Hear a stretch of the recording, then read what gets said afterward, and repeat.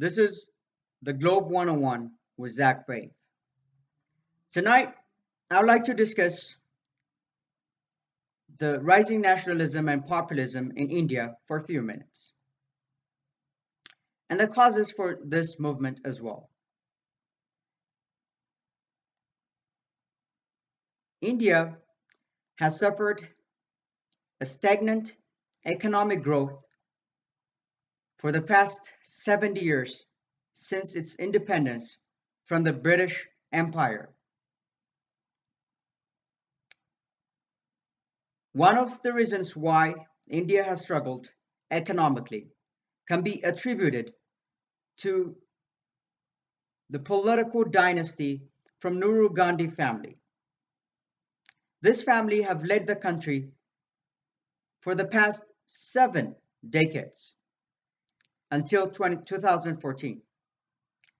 Over those years, India has suffered a weak political and legal institutions and corruption and a red tape that plagues the country even until now. In India, businesses thrive only when they are well connected with the political class. Working families thrive only when they are favored by those who are in power. This dire situation led to the frustration and anguish in the Indian population, and it led to a political movement that began and originated from the ordinary voters for the first time in India's modern history. This movement was captured by the smart politics of the BJP party led by Narendra Modi, a charismatic leader and a former governor of one of the states in India's federal system.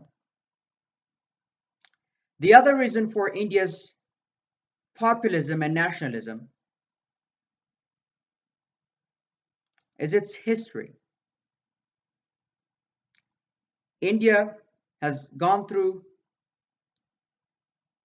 a national identity crisis after it has suffered through Islamic dynasties and British colonization that succeeded it.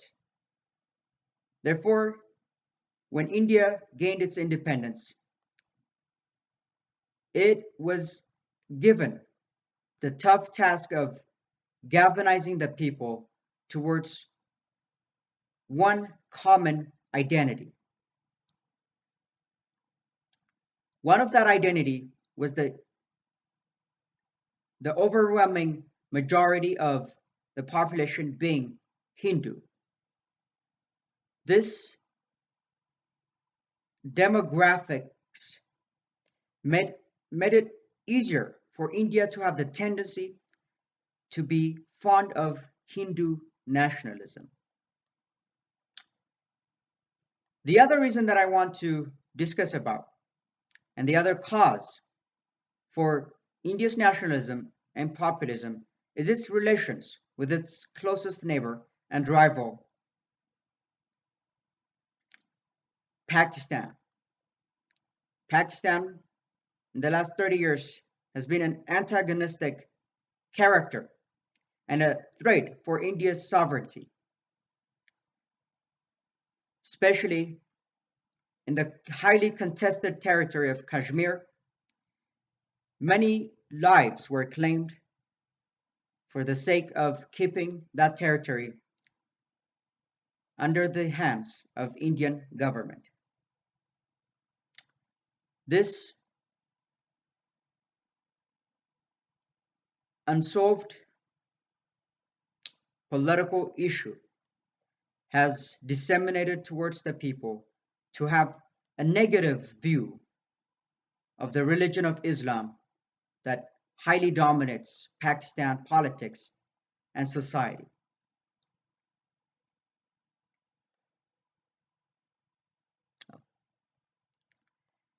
For these reasons, I believe the political movement that swept over the country in 2014 and that led to the victory of an outsider party and leader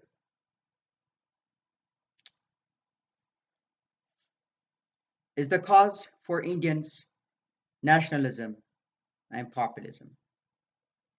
Next week, I'll be discussing briefly about Pakistan's rising populism and the current result of the recent election.